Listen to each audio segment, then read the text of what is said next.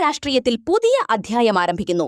VD. സതീശന്റെ നേതൃത്വത്തിൽ United democratic front (UDF) പുതിയ സർക്കാർ രൂപീകരിച്ചു.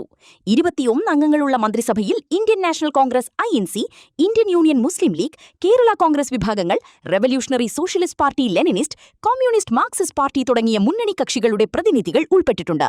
മന്ത്രിസഭയിലെ അംഗങ്ങളുടെ വകുപ്പുകൾ എന്തൊക്കെയാണെന്ന് നോക്കാം. വി.ഡി. സതീശൻ മുഖ്യമന്ത്രി, ധനകാര്യം, നിയമം, പൊതുഭരണം. പി.കെ. കുഞ്ഞാലിക്കുട്ടി വ്യവസായം, IT. രമേശ് ചെന്നിത്തല ആഭ്യന്തരം, vigilance. Sunny Joseph revenue. K. Muraleedharan ആരോഗ്യം. മോൻസ് ജോസഫ് ജലവിഭവം.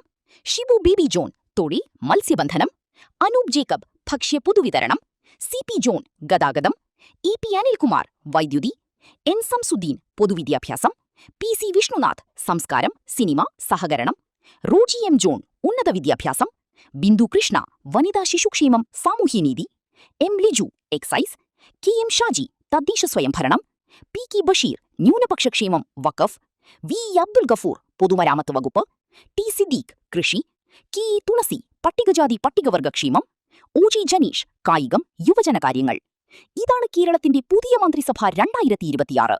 ഈ മന്ത്രിസഭ കേരളത്തിന് വലിയ മാറ്റങ്ങൾ കൊണ്ടുവരുമോ? നിങ്ങളുടെ അഭിപ്രായം കമന്റിൽ പറയൂ. കൂടുതൽ വീഡിയോകൾക്കായി സബ്സ്ക്രൈബ് ചെയ്യാൻ മറക്കരുത്.